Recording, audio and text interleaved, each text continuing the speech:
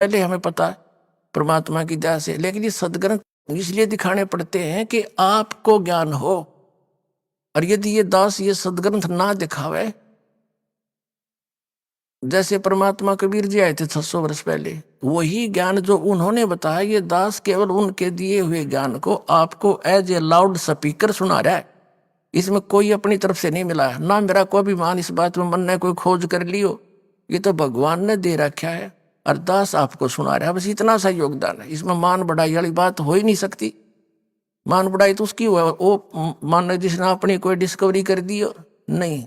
परमात्मा परमात्मा ही है, जीव जीव है, तो हम जीव हैं। तो उस परमात्मा ने इस दास पे कृपा करी और ये ज्ञान दिया। तो जो प्रसंग हम उसी पर आते हैं। तो उन्होंने जैसे उस दादूपंथी महात्मा ने करबद्ध होकर, हाँ, सबको परमात्मा वहां ले गए, फिर वापस छोड़ा।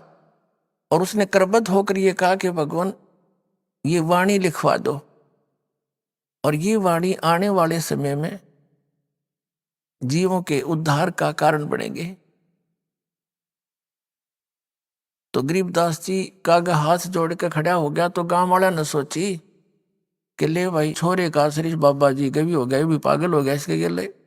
13 वर्ष के थे उस समय कि इसका हाथ जोड़ के खड़ा हो गया।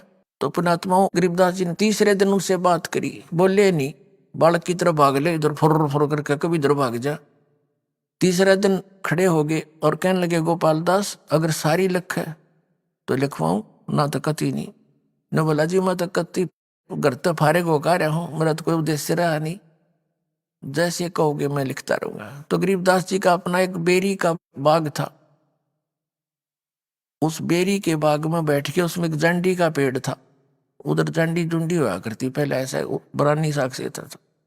वहां गरीबदास जी बोला करते, 13 वर्ष के बालक और दादू पंथी गोपाल दास लिखा करता। वो ग्रंथ आज हमारे पास उपलब्ध है, उनके मुख कमल से बोला हुआ। तो पुणात्मा अब परमात्मा पाना है हमने, और परमात्मा कैसे मिलता है, वो कैसा है, कहाँ रहता है, ये तो हमारे सदग्रंथ वेद आदि सब ने प्रमाण कर दिया।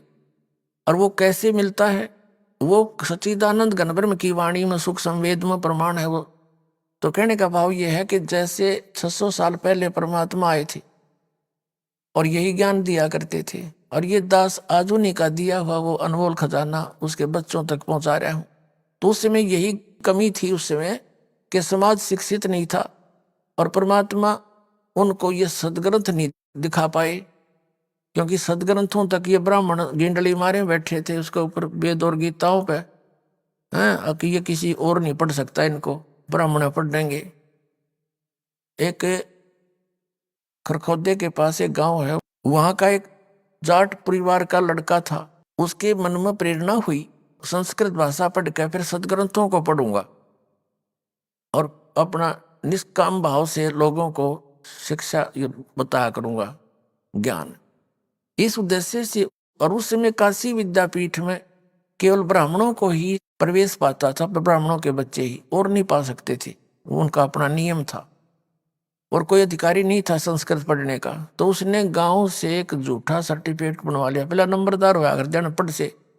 उसने कहा ताऊ मेरा मैं भी पढ़ लूंगा कितना स्कूल में, ले दस्तक कर दे। उन ला दिया अंगूठा, और वो बनवा के सर्टिफिकेट ब्राह्मण जाति का प्रवेश पा गया उसमें, काशी विद्यापीठ के अंदर।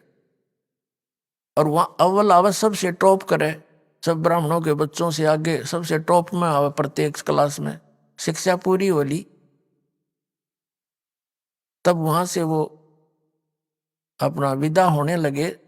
तो वहां का जो प्रिंसिपल ब्राह्मण था वो बड़ा प्रभावित था उससे, और वो लोग केवल इसीलिए शिक्षा ग्रहण करते थे ब्राह्मण वर्ग वाले के, यहाँ से पढ़ के जाएंगे और फिर दुनिया ना अच्छा बका पाएंगे, लोग ज्यादा प्रभावित होंगे। काशी विद्यापीठ में पढ़कर रहा ये ब्राह्मण का लड़का, दुनिया फिर उससे कथा सुनर दान चढ़ावे, उनका इतना सा उद्देश्य था बस। तो उस प्रिंसिपल ने प्राचार्य ने सोची कि तेरे लड़की बहन की हो रही है और लड़का होनहार है, खूब कमावेगा, बढ़िया संस्कृत पढ़ ली इसने, क्यों ना इससे ब्याह कर दूं। तो उसने जब वो लड़का गया कि गुरुदेव मुझे आशीर्वाद दो, आपका बच्चा अपने फील्ड में सक्सेस हुआ, तो उसने कहा भाई कुछ दक्षिणा भी दे मेरे ते। अब जी मुझ भिखारी के पास क्या दक्षिणा है, जो मांगो वही दे दूंगा। ठीक है भाई, वचन भर ले। अगर जी जैसे आप कहोगे भर लिया वचन, आपकी आज्ञा का पालन होगा कि आपसे मैं अपनी लड़की का विवाह करना चाहता हूं। अब वहां फंस गया वो कि अभी ईब जब मैंने विवाह कर लिया तो वहां रोड़ा पड़ेगा, ब्राह्मण गाँव में हमारा ही ब्राह्मण है, वहां झगड़ा पड़ेगा और घर वाले गुस्सा होंगे तो यू के पंगा पा लिया। तो उसने वह साची बतानी पड़ेगी। कहने लगा गुरुदेव दो सजा दो वो देना, लेकिन सच्ची बताऊंगा आज मैं धर्म संकट में फंस गया। मैं ब्राह्मण नहीं हूं, मैं तो जाट हूं, और ऐसे ऐसे उस गांव का। तो उसमें ये खरखोदा के पास है गांव,